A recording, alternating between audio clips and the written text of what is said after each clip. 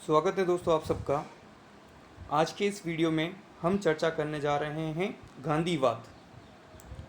गांधीवाद का एक वीडियो पहले ही अपलोड किया जा चुका है दोस्तों। यह भाग 2 है। तो अगर आपने भाग 1 नहीं देखा तो पहले वो देख लीजिएगा। उसके जस्ट आगे का जो वीडियो है यही है। इसमें हम विशेष रूप से अहिंसा और सत्याग्रह पर विचार जो भी हैं उनको डिटेल से जानेंगे। तो चलिए दोस्तों, बिना कोई देरी किए शुरू करते हैं हम। दक्षिण अफ्रीका, गांधी जी के प्रयोगों की प्रयोगशाला।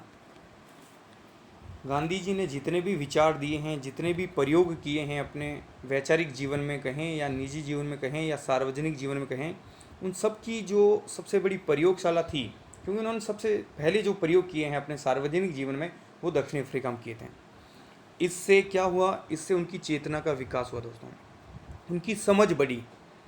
समाज की समस्याएं क्या हैं, लोगों का जो शोषण हो रहा है उसके कारण क्या है, उनका निदान किस प्रकार से होगा, ये सब बातें उन्हें एहसास हुई। दक्षिण अफ्रीका में रहते हुए उन्होंने करीब से ये चीज़ें देखी और वहीं पर रहते हुए उन्होंने पश्चिमी लेखकों की पुस्तकों का अध्ययन किया और पूरी पश्चिमी सभ्यता की समझ को विकसित किया अपने विचारों में और उन तरीकों को ढूंढा जिससे इन समस्याओं का निवारण हो सके। मानवता की सेवा, यानी जो उनके प्रयोग थे, उनका मकसद था मानवता की सेवा करना। उनके विचारों में हमेशा जो सर्वोच्च रहा है वो ये था, मानवता की सेवा करना है।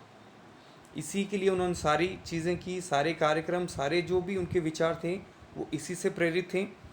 और दक्षिणी अफ्रीका में रहते हुए ही उन्हें समाज के प्रति क्या कर्तव्य हैं उनके, वो उन्हें एहसास हुए, उन्हें समझा और उनके प्रति लगन से कार्य में लगे रहें। तो इसीलिए दक्षिणी अफ्रीका को महात्मा गांधी जी की प्रयोगशाला कहा जाता है दोस्तों। फिर देखिए अगला बिंदु, राजनीति का आध्यात्मिकरण। दोस्तों, महात्मा गांधी हमेशा से इस बात पर बल दिया था कि राजनीति का आध्यात्मिकरण हो। इसका मतलब कतई ये नहीं है दोस्तों कि धर्म के नाम पे राजनीति करो। मैं आपको पहले ही क्लियर कर दूं कि धर्म पे राजनीति करने के पक्षधर वो नहीं थे। उनका जो राजनीति का आध्यात्मिकरण है उनका बहुत गहरा अर्थ था। ये अर्थ था कि राजनीति और धर्म जो हैं वो पूरक हैं, हम उन्हें अलग नहीं कर सकते हैं। कि बिना धर्म के आप राजनीति करोगे, धर्म का मतलब वो था कि अपने कर्तव्यों को धारण करना और ईमानदारी पूर्वक उनका पालन करना। तो वो कह रहे हैं कि अगर आप राजनीति में कार्य कर रहे हो, आप राजनीति कर रहे हो और अगर आपके कर्तव्य में और आपके जो कर्तव्य धर्म पर आधारित नहीं है, उसमें सच्चाई नहीं है, उसमें ईमानदारी नहीं है, तो वो राजनीति बेकार हैं, तुच्छ हैं। इसीलिए उन्होंने कहा कि धर्म और राजनीति एक दूसरे से जुड़े हुए हैं, अगर हम उन्हें अलग करते हैं तो ये सही नहीं है। तो इसे ही महात्मा गांधी जी ने जो है राजनीति का आध्यात्मिकरण नाम दिया। इससे क्या होगा, धर्म और राजनीति दोनों को मिलाकर या राजनीतिक आध्यात्मिकरण का लक्ष्य क्या था? समाज में न्याय को स्थापित करना, यानी एक शोषण रहित समाज की स्थापना करना, एक ऐसे समाज की स्थापना करना जहां किसी का शोषण नहीं हो, सभी समानता पूर्वक अच्छे तरीके से अपना जीवन निर्वहन कर पाएं। इसीलिए वो राजनीतिक आध्यात्मिकरण के पक्षधर थे। साध्य और साधनों की पवित्रता। साध्य और साधनों की पवित्रता दोस्तों, पूर्व में भी हमने संक्षिप्त में इस पर चर्चा की। अब हम डिटेल से देखते हैं कि है क्या ये साध्य और साधनों की पवित्रता। साधन होते हैं माध्यम, यानी किसी चीज़ को, किसी मकसद को अगर आप पाना चाहें तो जो पाने का माध्यम है, जैसे मान लीजिएगा कि आप कोई परीक्षा पास करना चाह रहे हो, बहुत बड़ी परीक्षा है, मान लो कोई सरकारी नौकरी आईएएस की परीक्षा आप पास करना चाह रहे हो, तो साध्य हो गया आपका कलेक्टर बनना, आईएएस बनना, और साधन जो है वो है एक परीक्षा पास करना, मान लीजिएगा। तो अब आप बनने के लिए अगर आप झूठ का सहारा लेते हो, आप नकल करके या भ्रष्टाचार का सहारा लेके आप बन रहे हो, तो महात्मा गांधी कह रहे हैं कि ये गलत है। वो कह रहे हैं कि साधन यानी माध्यम और साध्य यानी लक्ष्य, दोनों ही जो हैं वो क्या होने चाहिए? दोनों पवित्र होने चाहिए और ये दोनों अविभाज्य हैं। अगर दोनों एक ही है, ठीक है। फिर उनका एक उदाहरण के द्वारा उन्होंने समझाने की कोशिश की कि मान लो जैसा बीज बोओगे वैसा ही वृक्ष बनेगा। वो कैसे? कि जैसे मान लो आपने छल कपट या धोखे से कोई कार्य किया और आप चाह रहे हो कि अच्छा मकसद हो, वो पूरा हो जाए, तो वो नहीं होगा। तो उन्होंने कहा जिस प्रकार सत्य और अहिंसा मान लो बीज हैं, तो इसका जो वृक्ष है वो स्वराज्य है। यानी आपका साधन बहुत पवित्र है तो आपका साध्य अपने आप पवित्र हो जाएगा। ये दोनों पवित्र होना जरूरी है।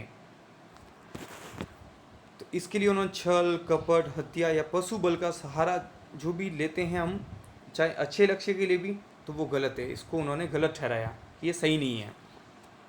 तो मैं यहाँ पे एक और चीज़ डिक्लेयर कर दूँ, डिटेल से आपको बता दूँ दोस्तों, कि आपने कई बार अपने आसपास ये बातें सुनी होगी कि शहीद भगत सिंह की फांसी को महात्मा गांधी रुकवा सकते थे।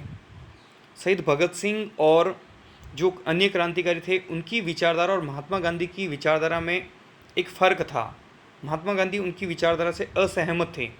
तो वो जो सबसे बड़ा असहमति का जो चरम बिंदु था दोस्तों, वो साध्य और साधन में ही था। साध्य क्रांतिकारियों का भी यही था दोस्तों कि भारत को आज़ाद करवाया जाए। महात्मा गांधी का भी यही था कि स्वराज्य हासिल करें। लेकिन क्रांतिकारी चाह रहे थे कि जिस तरीके से अंग्रेज हमारे शासन को हमसे वंचित करने के लिए जो भी नीतियां अप्लाई कर रहे हैं, जो भी लोगों के प्रति शोषण के लिए दमनकारी नीतियां अपनाई जा रही हैं, दमन किया जा रहा है ना, दबाया जा रहा है हमें, तो हमें उसी भाषा में हमें जवाब देना होगा। तो क्रांतिकारी भी जो हैं देखिए बम विस्फोट करते हैं, अपहरण लूटपाट ये सब करते थे। तो महात्मा गांधी यहाँ से असहमत हैं कि अगर आप इस तरीके से करोगे तो जो सच्चा स्वराज्य है वो हासिल कभी नहीं होगा। कारण कि आपका साधन पवित्र नहीं है। इसीलिए हमेशा वो इनसे असहमत होते थे। दोस्तों दोनों की विचारधाराएं हैं, दोनों अपनी अपनी जगह सही हैं, और हम यहाँ पे केवल विचार पढ़ रहे हैं। तो हम किसी को गलत या किसी को सही ठहराने का प्रयास हमारा नहीं है। वो चीज़ क्या है, क्यों असहमति थी, वो मैं यहाँ पे बताने की कोशिश कर रहा हूँ। भगत सिंह और अन्य क्रांतिकारी अपनी जगह सही थे।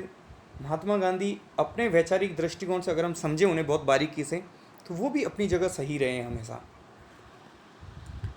उन्होंने कहा था दोस्तों, बहुत ही महत्वपूर्ण कथन कहा था कि मैं तो अहिंसा और सत्य हेतु देश को होमने के लिए तैयार हूँ। होमने मतलब त्याग करने के लिए, कि मेरे लिए अहिंसा और सत्य जो हैं इतने बड़े हैं कि मैं देश को कुर्बान कर सकता हूँ उनके लिए। किसके लिए? आप अच्छे से समझना दोस्तों, देश को भी कुर्बान करने के लिए तैयार है। किसके लिए? सत्य और अहिंसा के लिए। यानी महात्मा गांधी को अगर एक तरफ सत्य और अहिंसा और एक तरफ देश हैं, तो सत्य और अहिंसा को चुनेंगे। इसीलिए आपने कई बार ये देखा होगा कि असहयोग आंदोलन जो हैं वो जब हिंसा हो रही थी उन्होंने वापस ले लिया। तो उनके लिए सबसे जो बड़ा था वो सत्य और अहिंसा थे। कई लोगों ने इसकी आलोचना की, लेकिन उनकी अपनी समझ थी दोस्तों। आप महात्मा गांधी के दृष्टिकोण से चीज़ों को समझेंगे तो आपको लगेगा यार ये जो बंदा है वो बिल्कुल अलग तरीके से अपने विचार रखता है, और इनके लिए जो साध्य हैं, जो साधन हैं, बिल्कुल ये अपने तरीके से काम करते हैं। तो उन्होंने कहा कि मैं सत्य और अहिंसा के लिए देश को होमने के लिए तैयार हूँ, लेकिन देश के लिए मैं अहिंसा और सत्य को नहीं, यानी मैं देश के लिए सत्य और अहिंसा को कुर्बान नहीं कर सकता हूँ। तो इससे आपको समझ में आया होगा कि सत्य और अहिंसा महात्मा गांधी के लिए क्या थे। सर्वोच्च नैतिक मूल्य थे, उन्हें प्राप्त करने के लिए वो किसी भी हद तक जाएंगे, कुछ भी करेंगे, लेकिन सत्य और अहिंसा को नहीं छोड़ेंगे। यही वो रास्ते हैं, यही वो विचार हैं जिनसे महात्मा गांधी ने संपूर्ण अपने जीवन को सार्वजनिक सेवा में लगाया और सफलता प्राप्त की। वो हमेशा अडिग रहे थे, इसको कभी भी उन्होंने छोड़ा नहीं। बहुत सारे लोग आलोचना भी करते हैं कि महात्मा गांधी ने जो हैं वो लास्ट में असहयोग आंदोलन के दौरान तो करो या मरो का नारा दिया था। तो वो क्या था फिर? अहिंसा को बढ़ावा नहीं दे रहा था? बिल्कुल नहीं दोस्तों। उनका करो या मरो का तात्पर्य ये नहीं था कि आप अंग्रेज़ों से जो हैं जाकर हिंसा करो। करो या मरो का तात्पर्य ये था कि या तो अभी कर जाओ, यानी स्वराज्य हासिल करने के लिए सब कुछ बलिदान कर दो, या उस मर जाइए। मतलब करो या मरो का तात्पर्य मरने का मतलब बलिदान हो जाइए, अपने आप को बलि दे दो, आहुति दे दो यहाँ पे। लेकिन आपको सत्य और अहिंसा के रास्ते पे चलते हुए अब वापस पीछे नहीं हटना है। चाहे कितना ही आपका दमन हो, चाहे कितना ही आपके प्रति घोर अन्याय हो, अब आपको पीछे नहीं हटना है। या तो आपको स्वराज्य हासिल करना है या फिर अपने आप को बलिदान करना है, लेकिन सत्य और अहिंसा के रास्ते पर चलते हुए। तो यहाँ पे मेरे ख्याल से आपको समझ में आ गया होगा इनका जो करो या मरो का जो नारा दिया था, और कई जगह लोग इसकी आलोचना भी करते हैं। महात्मा गांधी के अनुसार मानव प्रकृति, यानी उनकी नज़र में मानव मूल रूप से कैसा है, मानव की प्रवृत्ति कैसी है। जैसे हॉब्स, लॉ, रूसो, है ना, अनेक राजनीतिक विचारकों ने अलग अलग बताया था। हॉब्स ने बताया था कि मनुष्य ईर्ष्यालु होता है, झगड़ालू प्रवृत्ति का होता है, और मैकियावेली ने भी जो है कपटपूर्ण ऐसा कहा था, चालाक बताया था। लॉक ने अच्छा बताया, रूसो ने भी अच्छा बताया। तो सबके अपने अपने विचार हैं। महात्मा गांधी ने कहा कि मनुष्य मूल रूप से अच्छा है, दयालु हैं, विनम्र हैं, और उसी मानव की आत्मा का गुण है अहिंसा। यानी अहिंसा क्या है उनके अनुसार, ध्यान रखना दोस्तों, कई बार ये बहुत अच्छा प्रश्न बनता है कि अहिंसा, आत्मा का गुण महात्मा गांधी ने किसको बताया था, अहिंसा को बताया था। अगर आप वहाँ जाके सत्य लिखते हो, सत्याग्रह लिख देते हो, तो वो सही नहीं होगा। फिर प्रॉपर अहिंसा के लिए ये शब्द काम में लिया है कि यह आत्मा का गुण है। किसे बताया आत्मा का गुण, अहिंसा को। अब हम समझेंगे कि अहिंसा क्या है। कई जगह नॉर्मली यही लिया जाता है कि हिंसा न करना ये हिंसा है, तो यहाँ पे फिर हिंसा समझो। तो महात्मा गांधी ने अहिंसा का बहुत गहरा अर्थ लिया है। उनका मन, वचन और कर्म, अगर हम इसको संक्षिप्त में बनाएं तो कार्यों और विचारों, यानी न तो आपके कार्यों से किसी के प्रति हिंसा करना, न ही विचारों से। देखिए कार्य के प्रति मतलब किसी को मारना, पीटना, लेकिन महात्मा गांधी ने तो इनसे भी गहरा गए हैं। यानी ये तो हो गए आपके कर्म। उन्होंने कहा कि वचन, यानी आपके विचारों में भी किसी के प्रति हिंसा नहीं होना चाहिए। यानी अगर आप किसी के प्रति गाली गलौज करते हो, अपशब्द बोलते हो, गलत बोलते हो आप, और सामने वाले को दुख पहुंचता है, तो भी हिंसा है। ये हुआ दूसरा। और तीसरा मन में, यानी सामने वाले को पता ही नहीं है, आप किसी के प्रति मन ही मन द्वेष है आपके मन में, आप उसके प्रति ईर्ष्या भावना रखते हो, तो महात्मा गांधी जी ने ये कहा कि ये भी जो है वो हिंसा है। इस तरीके से आप मन, वचन, कर्म तीनों से जब हिंसा नहीं करेंगे तो वो है सच्ची अहिंसा। आप किसी के प्रति द्वेष भावना भी नहीं रखें, ईर्ष्या भावना भी नहीं रखें, आप किसी को गलत भी ना बोलें, और अपने कार्यों से तो कभी हरगिज़ किसी को हिंसा ना पहुंचाएं, कोई नुकसान ना करें। ये है अहिंसा। तो इतना गहरा अर्थ उन्होंने अहिंसा का लिया है दोस्तों। केवल हिंसा न करना हिंसा नहीं है उनकी नज़र में, मन, वचन, कर्म से हिंसा न करना। फिर जो इतना उन्होंने गहरा अर्थ लिया है दोस्तों, वो कहाँ से लिया इन्होंने अहिंसा, भारतीय परंपरा आप देख लीजिएगा, बौद्ध धर्म, जैन धर्म पूरा अहिंसा पे टिका हुआ। हमारा जो वैदिक धर्म है वो भी अहिंसा पे। और इस तरह से कहें कि प्राचीन भारतीय जो परंपरा थी वो अहिंसा का संदेश दे रही थी। बाइबल भी ये कह रहे हैं कि ईर्ष्या द्वेष को भी हम प्रेम से जीत सकते हैं। यानी सामने वाला कुछ भी करें, आपको सारा जो है प्रेम के माध्यम से कार्य करने हैं। लियो टॉलस्टॉय, बहुत ज़्यादा प्रभाव पड़ा है महात्मा गांधी जी पर इनका। ये रूस के एक राज परिवार में इनका जन्म हुआ था, और इन्होंने अपना संपूर्ण जो वैभवशाली एक जीवन था उसको छोड़कर जनता की दुख, तकलीफ, पीड़ा इनको दूर करने के लिए समाज सेवा करते रहे, और इन्होंने अहिंसा के विचार को बहुत ज़्यादा प्रसारित किया था। तो महात्मा गांधी पर बहुत ज़्यादा प्रभाव पड़ा था लियो टॉलस्टॉय का। फिर देखिए दोस्तों, उन्होंने 3 अवस्थाएं बताई हैं। किसने?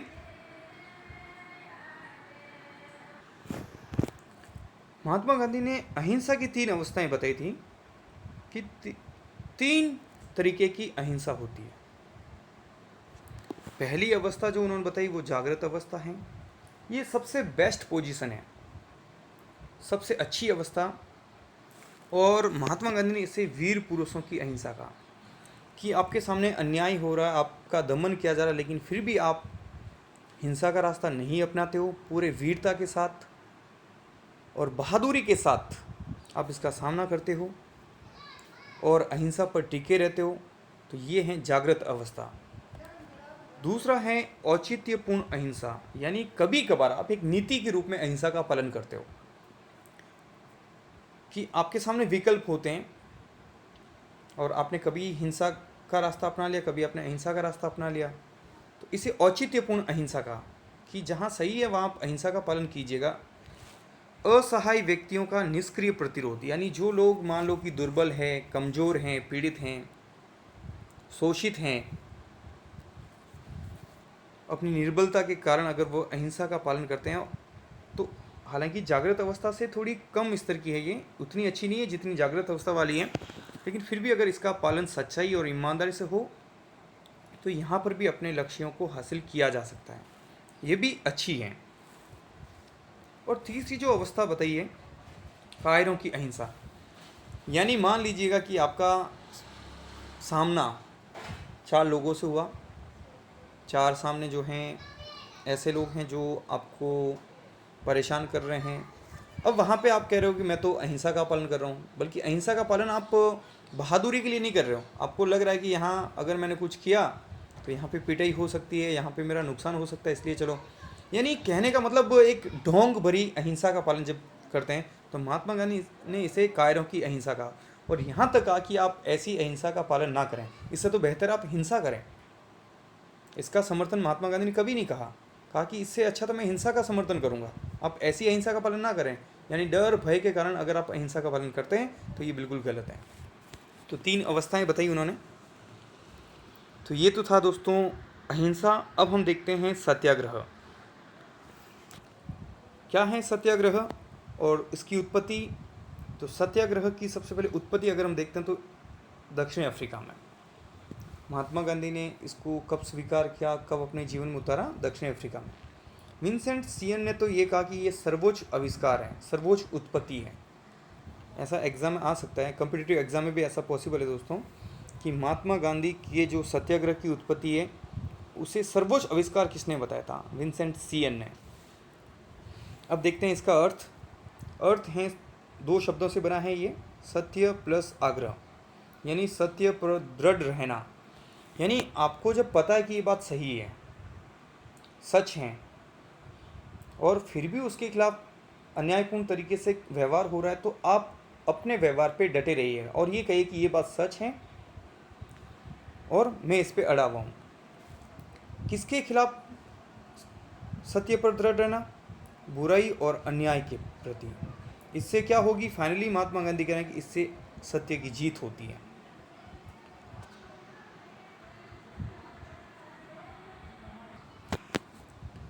यानी सत्याग्रह यह बुराई और अन्याय को अहिंसक तरीके से समाप्त करने का एक तरीका है। सत्याग्रह क्या है कि जो बुराई है, जो अन्याय है, उसको अहिंसक तरीके से, अहिंसा को हमने अच्छे से समझा दोस्तों, उसको समाप्त करने का एक तरीका है। क्या है? सत्याग्रह।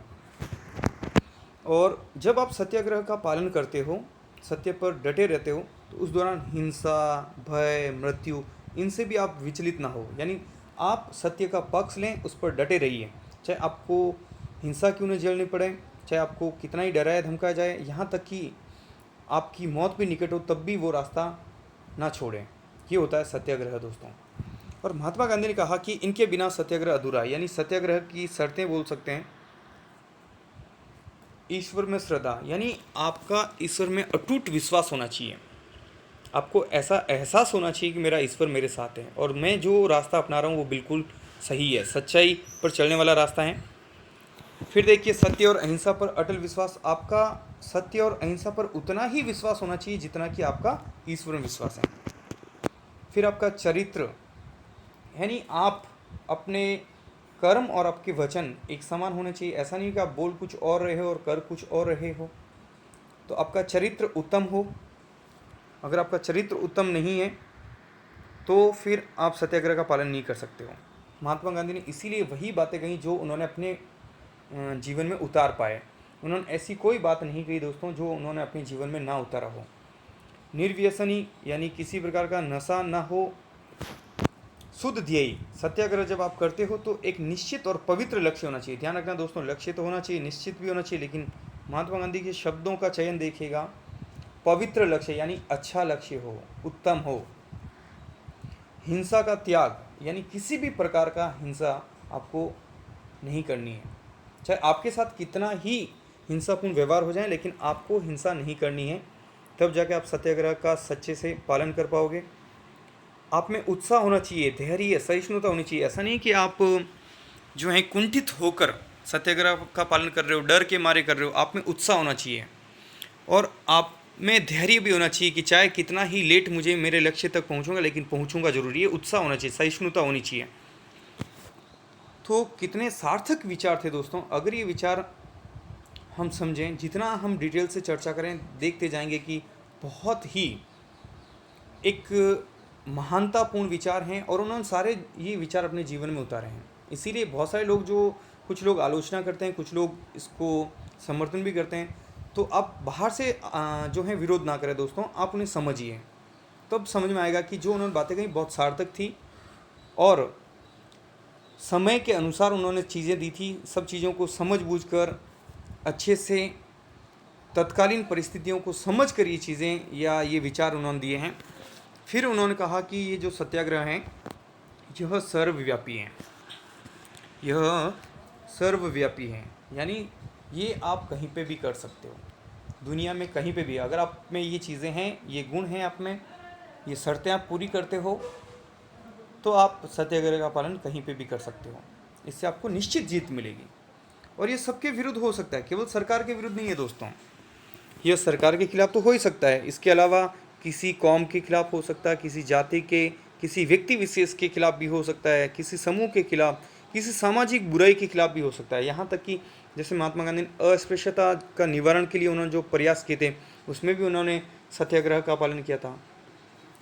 तो आप जो हैं इन सब का प्रयोग इन सब के विरुद्ध भी कर सकते हो। केवल ऐसा नहीं कि सत्याग्रह का प्रयोग जो है वो सरकार के खिलाफ होगा। जहाँ कहीं भी सामाजिक कुरीति हैं या जहाँ कहीं भी अन्याय हैं, तो उसके खिलाफ ये किया जा सकता है। फिर सत्याग्रह के साधन, सत्याग्रह के जो साधन हैं दोस्तों, यानी हम सत्याग्रह कैसे करेंगे, तो पहला जो है वो है असहयोग। कोई भी सरकार हो दोस्तों, केवल सैनिक या सैनिक शक्ति या सैनिकों के बलबूते पे अपना शासन नहीं चला सकती है। मैं महात्मा गांधी के व्यू से बता रहा हूँ। उन्होंने क्या कहा था जब अंग्रेज़ों के खिलाफ उन्होंने असहयोग की घोषणा की थी, तो कहा कि कोई भी सरकार जो है दमनपूर्ण नीतियों के सहारे अपने शासन को नहीं बचा सकती है। वो शासन चलता है जनता के सहयोग से, जनता सहयोग करती है। तो अगर वहाँ पे असत्य हैं, अवैध तरीके से, अनैतिक तरीके से या बुराई के बलबूते पे कुछ चीज़ें चलाई जा रही हैं, तो आपका कर्तव्य बनता है, और ये आपका धर्म भी है।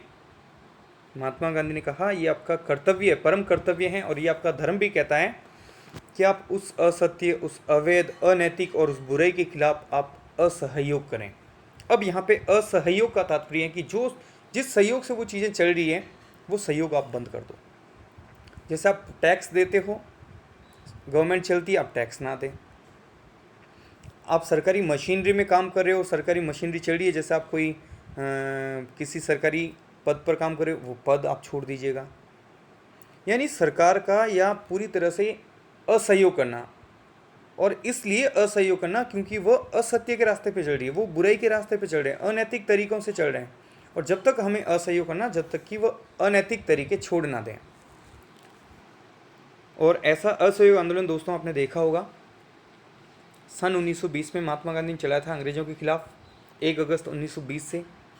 फिर 5 फरवरी 1922 को उत्तर प्रदेश के गोरखपुर के पास में एक जगह है चोरी चौरा, वहाँ पे एक हिंसा हो जाती है 5 फरवरी 1922 को। 22 पुलिस कर्मियों को जो है भीड़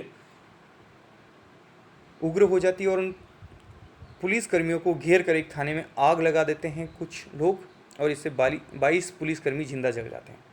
महात्मा गांधी इतने आहत हुए कि उन्होंने असहयोग आंदोलन को वापस ले लिया। क्यों लिया दोस्तों, ये हमने अहिंसा को पढ़ा है, तो वहाँ आपको समझ में आ गया होगा कि देश और अहिंसा दोनों में से एक को चुना, तो वो अहिंसा को चुने हैं। तो उन्होंने कहा कि मुझे हिंसा करके मुझे देश की आज़ादी नहीं चाहिए, स्वराज्य नहीं चाहिए। तो यहाँ अब मेरे ख्याल से आपको समझ में आ रहा होगा। बहुत सारे लोगों ने आलोचना भी की, लेकिन अब आपको बहुत अच्छे समझ में आ रहा होगा कि उन्होंने ऐसा क्यों किया है। तो उन्होंने कहा कि अगर ऐसा कुछ गलत हो रहा है तो आपका ये कर्तव्य है, ये आपका धर्म भी है कि आप उसका विरोध करें। असहयोग के प्रकार कैसे करेंगे अब आप असहयोग, वो तरीके आपको बताए महात्मा गांधी ने। उन्होंने कहा कि आप हड़ताल करें। हड़ताल का तात्पर्य है दोस्तों कि मान लीजिएगा आप कहीं किसी उद्योग में लगे हुए हैं, और उद्योग में या सरकारी कार्यालय में आप लगे हैं, तो आप वहाँ पे हड़ताल कर सकते हो जब तक वो दमनपूर्ण नीतियाँ वापस नहीं ली जाएँ, तब तक आप अपने काम को रोक दें। तो ये कहलाता है हड़ताल। लेकिन हड़ताल शांतिपूर्ण, हड़ताल का समर्थन महात्मा गांधी ने किया है, कभी भी जो है उग्रता का इसमें समावेश नहीं हो।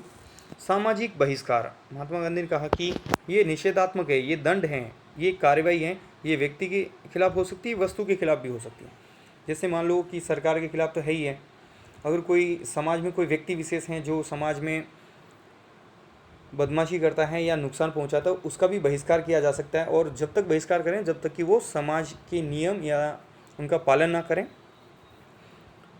और वस्तु इसका देखिए दोस्तों, असहयोग आंदोलन के दौरान बहिष्कार यानी विदेशी वस्तुओं के बहिष्कार का आह्वान किया था यहाँ पे। और सामाजिक बहिष्कार कि हमें पूर्ण रूप से जो है बहिष्कार करना है, विदेशी वस्तुओं को स्वीकार नहीं करना है। विदेशी वस्त्रों की होली जलाई गई थी प्रतीक रूप में। तो ये जो चीज़ें हैं कि हमें विदेशी वस्तुओं का बहिष्कार कर रहे हैं और स्वदेशी को अपनाना। फिर देखिए अगला धरना भी है, और वो धरना भी शांतिमय हो कि आपकी मांगें जब तक नहीं मानी जाएं, जब तक आप शांतिपूर्ण तरीके से धरने पे बैठ जाइएगा, वहाँ से हटेंगे नहीं और अपनी मांगों को मनवा कर वहाँ से हटेंगे। लेकिन ये धरना, ध्यान रखना दोस्तों, शांतिपूर्ण तरीके से होना चाहिए। तो ये थे असहयोग के तरीके। और असहयोग क्या है? सत्याग्रह का एक साधन मात्र है। और इसको व्यवहारिक जीवन में भी अप्लाई किया है महात्मा गांधी जी ने 1920 में। फिर 5 फरवरी को जो चोरा चोरी कांड हुआ था, उसके एवज में महात्मा गांधी ने 12 फरवरी 1922 को असहयोग आंदोलन वापस ले लिया था। फिर उन्होंने अगला तरीका बताया, हिजरत। उन्होंने कहा हिजरत का पहले अर्थ क्या है दोस्तों, कि एक जगह को छोड़कर दूसरी जगह चले जाना। एक जगह जहां आप रह रहे हो उस जगह को छोड़कर चले जाना। तो ये कैसा सत्याग्रह है? तो महात्मा गांधी ने कहा कि जब ऐसा हो जाए कि वहां रहकर आपके आत्मसम्मान की रक्षा नहीं हो पा रही है, दमनपूर्ण नीतियां इतनी बढ़ जाती है कि आप अपने आत्मसम्मान की रक्षा भी नहीं कर पा रहे हो, तो बेहतर ये है कि आप अपने आत्मसम्मान की रक्षा के लिए, ध्यान रखना दोस्तों, किस लिए एक जगह को छोड़कर दूसरी जगह जाना है? अपने आत्मसम्मान की रक्षा के लिए आप एक जगह छोड़कर दूसरी जगह चले जाना। इसको महात्मा गांधी ने हिजरत कहा है। ऐसा उन्होंने, जो बारदोली का किसान आंदोलन था 1928 में, वहाँ पे किसानों को ऐसा संदेश दिया था हिजरत करने का। फिर 1939 में लीमड़ी, जूनागढ़ और विट्ठलगढ़ में भी ऐसे ही उन्होंने आह्वान किए थे लोगों से। और बारदोली किसान आंदोलन का जो नेतृत्व है दोस्तों, वो सरदार वल्लभ भाई पटेल ने किया था। गुजरात में ये किसान आंदोलन था। बाद में 1928 में इसमें सफलता मिली। और बारदोली की जो किसान महिलाएं थी, उनकी तरफ से महात्मा गांधी ने सरदार वल्लभ भाई पटेल को सरदार की उपाधि दी थी। नाम है वल्लभ भाई पटेल। तो ये जो सरदार हैं ये उपाधि हैं दोस्तों, और ये उपाधि उन्हें मिली थी बारदोली किसान आंदोलन की सफलता मिलने के बाद में। वहाँ के लोगों की इच्छा के अनुसार, सरदार एक नेता को भी बोल सकते हैं दोस्तों, तो ये लोगों की इच्छा थी कि ये उपाधि उन्हें दी जाए। तो महात्मा गांधी ने उन लोगों की तरफ से ये उपाधि दी थी सरदार वल्लभ भाई पटेल को, सरदार की उपाधि। किस आंदोलन की सफलता के लिए? बारदोली किसान आंदोलन। ठीक है ना, बहुत अच्छा फैक्ट है ये दोस्तों, कई प्रतियोगी परीक्षाओं में पूछा जाता है। फिर देखिए सविनय अवज्ञा आंदोलन। सविनय अवज्ञा का अर्थ होता है कि विनम्रता पूर्वक हम जो हैं अनैतिक कानूनों को न मानना, यानी हम जो गलत कानून हैं, जो अनैतिक कानून हैं, हम उनका पालन नहीं करेंगे या हम उन कानूनों को भंग करेंगे यानी तोड़ेंगे। 1930 में आपको याद हो तो दोस्तों सविनय अवज्ञा आंदोलन चलाया था। 12 मार्च 1930 से दांडी मार्च निकाला था, दांडी यात्रा की थी। फिर 5 अप्रैल 1930 को पहुँचे और 6 अप्रैल को महात्मा गांधी ने एक कानून तोड़ा था। अंग्रेज़ों ने एक दमनपूर्ण कानून बनाया था कि नमक पर कर बढ़ा दिए और नमक जो है भारतीय लोग नहीं बनाएंगे। तो महात्मा गांधी ने इसका विरोध किया क्योंकि हर घर की ज़रूरत थी नमक। तो उन्हें लगा कि कानून जो है वो अनैतिक है, इसको तोड़ना पड़ेगा, इसको हम नहीं मानेंगे। तो वहाँ पे वो दांडी यात्रा की, दांडी पहुंचकर जो नमक की क्यारियाँ हैं वहाँ पे नमक अपने हाथों में लेकर जो अंग्रेज़ों ने जो कानून बनाए थे उसको उन्होंने तोड़ा। इसी के साथ सविनय अवज्ञा आंदोलन शुरू होता है। तो ये हैं, इसके द्वारा वो संदेश दे रहे हैं कि अगर कानून अनैतिक हैं, अन्यायपूर्ण हैं, तो आप उनका पालन ना करें। और ये 1932 में एक बार ये आंदोलन वापस लिया गया। फिर 1931 लास्ट में, और 1932 में ये वापस चालू किया गया था, 1934 तक चला, कुछ हद तक सफलता भी मिली है। और सबसे बड़ी सफलता दोस्तों मैं तो ये कहूँगा कि राष्ट्रीय आंदोलन को जन आंदोलन में तब्दील कर दिया था। महात्मा गांधी से पहले भी जो है राष्ट्रीय आंदोलन चल रहे थे, कुछ लोग देश की स्वतंत्रता को हासिल करने के प्रयास कर रहे थे, लेकिन आम लोग नहीं जुड़े थे। लेकिन महात्मा गांधी के 3 बड़े आंदोलनों को अगर आप देखेंगे, इनकी सफलता का सबसे बड़ा जो कारण है वो आम लोगों का समर्थन है। यानी राष्ट्रीय आंदोलन को जन आंदोलन में बदल दिया। महिलाओं ने भाग लिया, बच्चे, बूढ़े, गांव तक, पहले शहरों तक ये लड़ाई लड़ी जा रही थी, पढ़े लिखे लोग ये इसमें भाग ले रहे थे, लेकिन अब ये ज़मीनी स्तर पर लड़ाई लड़ी जाने लगी। तो ये बहुत बड़ा योगदान इनका। फिर देखिए सत्याग्रह का जो अगला साधन है उपवास, ये सबसे बेस्ट इन्होंने कहा, सत्याग्रह का सबसे शक्तिशाली अस्त्र इन्होंने कहा है। ये भी प्रतियोगी परीक्षा में पूछने लायक प्रश्न है कि सत्याग्रह का सबसे शक्तिशाली अस्त्र महात्मा गांधी ने किसको बताया है? उपवास को। वहाँ पे देखिए ऑप्शन में बहुत अच्छे अच्छे आ सकते हैं, है ना, उपवास, अहिंसा, सत्य, इस प्रकार से। तो हमें लगेगा सबका अपने अपने वैल्यू है दोस्तों, किसको क्या कहा है उसकी जगह वही शब्द फिट बैठता है। और इसको आध्यात्मिक औषधि भी कहा है कि इससे जब आप उपवास करते हो तो आपका मन शुद्ध होता है, आप भूखे रहकर अपने दुश्मन के मन को प्रभावित करते हैं। अब देखते हैं दोस्तों, तो ये थे अहिंसा और सत्याग्रह पर विचार, और ये आगे वाले वीडियो में इस पर हम डिटेल से चर्चा करेंगे, लेकिन उसकी शुरुआत मैं यहाँ पे कर देता हूँ दोस्तों। महात्मा गांधी के आर्थिक विचार, आर्थिक विचारों को हम डिटेल से चर्चा करेंगे, लेकिन संक्षिप्त में यहाँ पे हम पृष्ठभूमि यहाँ देख लेते हैं कि इनके जो विचार हैं दोस्तों महात्मा गांधी के, वो अर्थशास्त्र के सिद्धांतों पर आधारित नहीं थे। इनके जो महात्मा गांधी जितने भी अपने आर्थिक विचार दिए हैं, वो आर्थिक समस्याओं को देखकर, वास्तविकता, समय की मांग के अनुसार और अपने अनुभव के आधार पर उन्होंने विचार दिए। यानी कोई एक सिद्धांत नहीं दिया उन्होंने, न ही अर्थशास्त्र की सिद्धांतों को अध्ययन करके उन्होंने अपने आर्थिक विचार दिए थे। उन्होंने देखा समय, परिस्थितियाँ, क्या समस्याएं हैं समाज की, उनको ध्यान में रखते हुए जैसा जैसा जो उन्हें उचित लगा वो अपने विचार देते गए। तो उन्हें हम समेकित रूप में हम आर्थिक विचारों में पढ़ेंगे, और इन सब विचारों में जो उनके एक सुझाव निकल के आता है वो है, उनका सुझाव है मानवता का कल्याण करना। उन्होंने पूंजीवाद, मशीनीकरण और औद्योगिकरण का विरोध किया है दोस्तों। क्यों विरोध किया है पूंजीवाद का, मशीनीकरण और औद्योगिकरण का?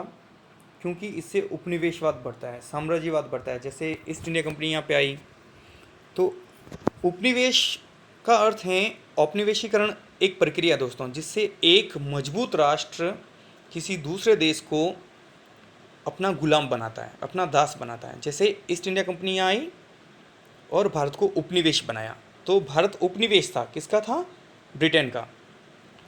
तो आज वो राजनीतिक उपनिवेश तो नहीं बनाए जा रहे हैं, लेकिन आर्थिक उपनिवेश या आर्थिक औपनिवेशीकरण की प्रक्रिया आज भी छिड़ी। आप चीन को देख सकते हो दोस्तों, क्या हो रहा है। जैसे पाकिस्तान में, नेपाल में, श्रीलंका में हम्बनटोटा जो बंदरगाह है वो 99 साल के लिए लीज पे ले लिया। पहले इतना टैक्स जो है वो पैसा उधार देते हैं और बाद में कहते हैं कि पैसा लौटाओ। जब लौटाने की स्थिति में नहीं होती तो वहाँ की कुछ संपत्तियाँ अपने अधीन ले लेते हैं। तो ये क्या है, राजनीतिक रूप से गुलाम नहीं बना रहे, लेकिन आर्थिक रूप से अपने कंट्रोल में ले रहे हैं। उस देश की पूरी आर्थिक नीतियाँ अपने तरीके से चला रहे हैं। तो ये आर्थिक औपनिवेशीकरण है। तो महात्मा गांधी ने इस उपनिवेशवाद का विरोध किया है। और साम्राज्यवाद, साम्राज्यवाद का अर्थ है कि कोई देश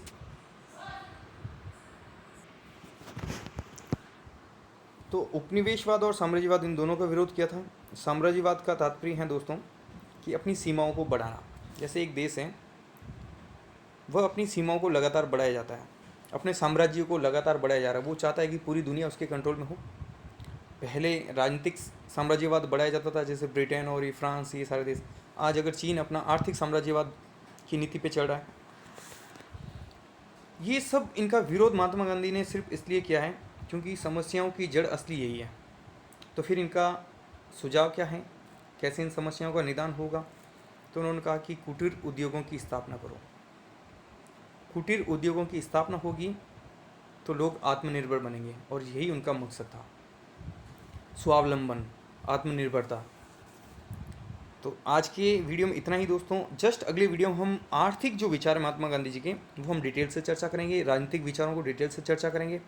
और आई होप कि आपको बहुत अच्छे से समझ में आ रहा होगा। आप कमेंट सेक्शन में जाके भी आप बता सकते हो दोस्तों कि आपको कैसा लगा ये वीडियो, और लाइक नहीं किया तो लाइक कर दीजिएगा, चैनल को सब्सक्राइब नहीं किया तो कर दीजिएगा दोस्तों। और अपने दोस्तों और जो लोग राजनीति विज्ञान में रुचि रखते हैं, आप उनके साथ ये वीडियो शेयर कीजिएगा। और कमेंट सेक्शन में जाके आपकी कोई परेशानी है, कोई प्रश्न है आपका, तो वहाँ आप लिख सकते हो। मैं पूरी कोशिश करूँगा कि आपके प्रश्नों का उत्तर मैं करूँ दोस्तों, और आपकी हर समस्या का निदान हो। और बहुत अच्छा चल रहा है, बहुत अच्छे लोगों के जो कमेंट सेक्शन में मैसेज भी आते हैं कि सर बहुत अच्छा लगा ये, तो बहुत खुशी मिलती है। यही आपका एक फीडबैक है जो मुझे भी प्रोत्साहित करता है दोस्तों। बहुत बहुत धन्यवाद। जय हिंद, जय भारत।